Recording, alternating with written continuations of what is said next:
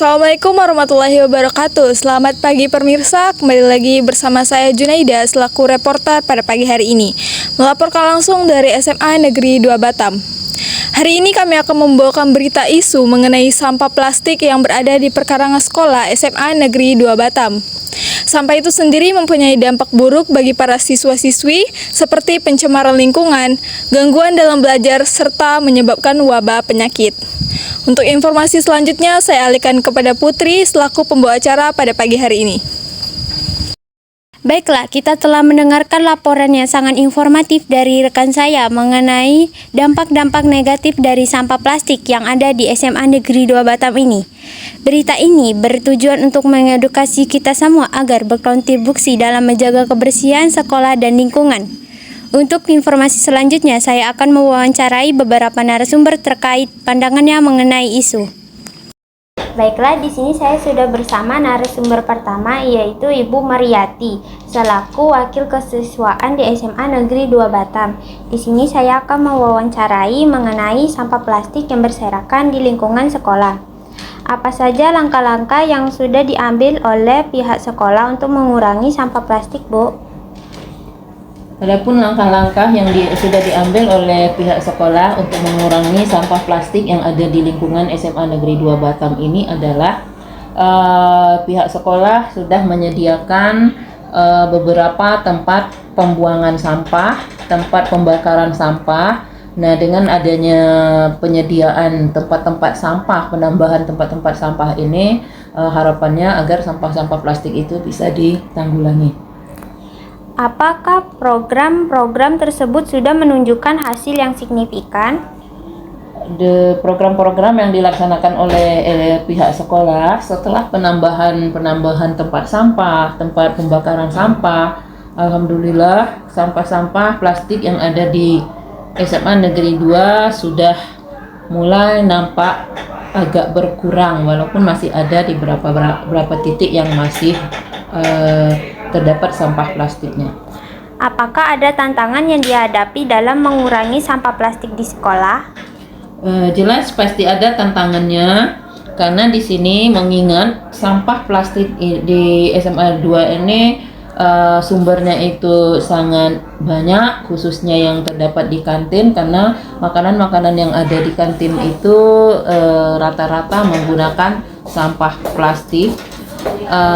Jadi tantangan ini biasanya berasal dari pihak siswa sendiri yang masih kurang kesadaran untuk membuang sampah ke tempat sampah.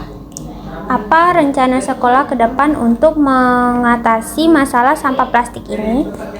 Rencana sekolah ke depannya untuk mengatasi sampah plastik ini nanti kemungkinan akan diadakan kegiatan, mungkin itu dari mata pelajaran prakarya, mungkin nanti itu akan memilah-milah sampah plastik itu, sampah-sampah yang bisa didaur ulang, mungkin nanti dari pelajaran prakarya bisa mengolah sampah tersebut menjadi hasil karya yang mungkin bisa dimanfaatkan untuk siswa-siswa.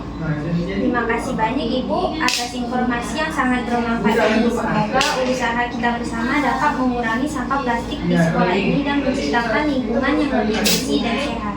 Ya, sama-sama. Di sini saya sudah bersama narasumber kedua, yaitu Ibu Rusila selaku tim Sampras.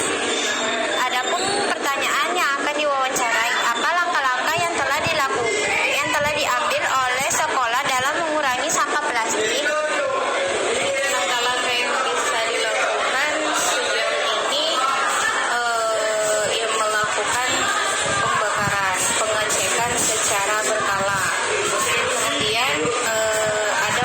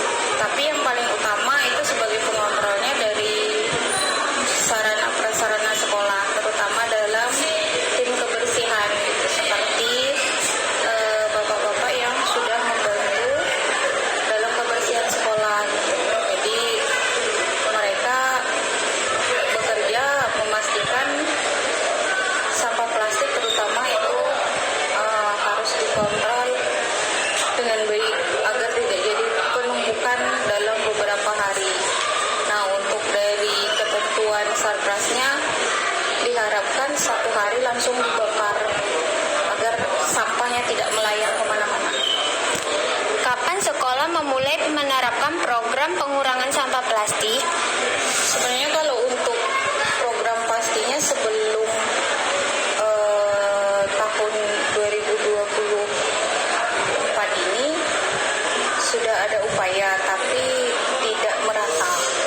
Kalau betul-betul dijadikan program itu baru mulai tanggal awal September, itu tepatnya sosialisasi yang dilakukan oleh tim Sarpras dan kepala sekolah sebagai pihak utama menyampaikan sosialisasi kepada warga sekolah agar mengurangi penggunaan sampah plastik dan mengharuskan membawa tempat minum sendiri dalam bentuk tumbler atau botol minum yang bisa dipakai berulang kali.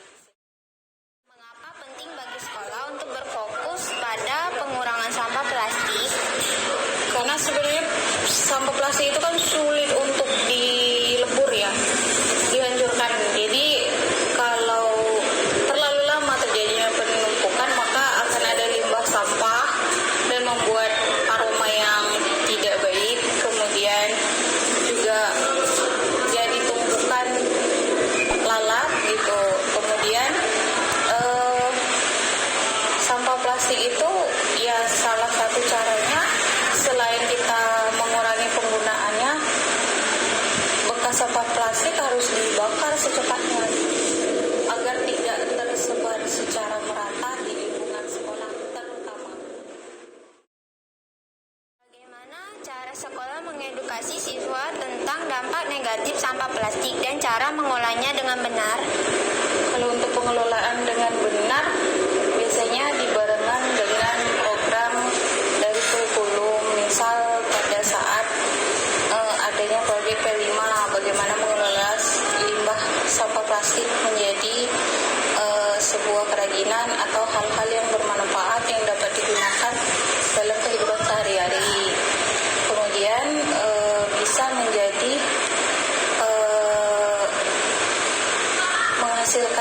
menghasilkan ketika dibakar mungkin menghasilkan tanah hitam yang bisa membuat tanaman menjadi subur seperti itu. Baik, terima kasih atas Ibu Priscilla telah mau diwawancara. Baiklah, di sini saya sudah bersama Ibu penjaga kantin selaku narasumber ketiga kita. Di sini saya akan mewawancara Ibu.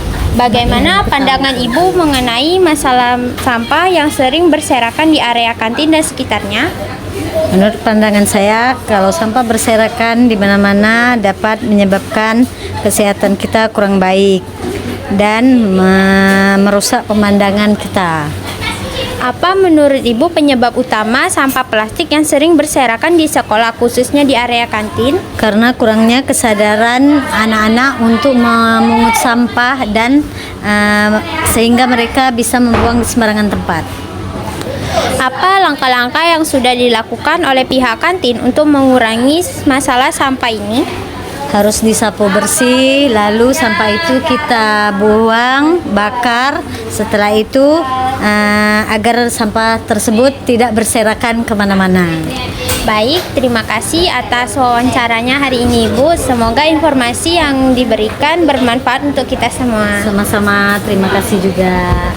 Di sini saya sudah bersama Pak Udin selaku narasumber saya yang keempat. Pak Udin juga sebagai petugas kebersihan di SMA Negeri 2 Batam ini.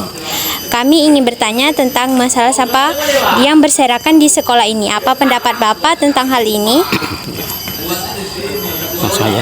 Bismillahirrahmanirrahim. Assalamualaikum warahmatullahi wabarakatuh. Perkenankanlah nama saya Pak Udin selaku pegawai kebersihan di SMA 2 Negeri Batam. Soal masalah menyangkut sampah kebersihan setiap hari ya, pokoknya setiap pagi rutin saya bersihkan. Cuma untuk kedepannya, untuk semua anak-anak atau siswa-siswa SMA Negeri 2 Batam, marilah untuk kedepannya kita jaga kebersihan, keindahan supaya SMA Negeri 2 kita tetap jaya, bersih dan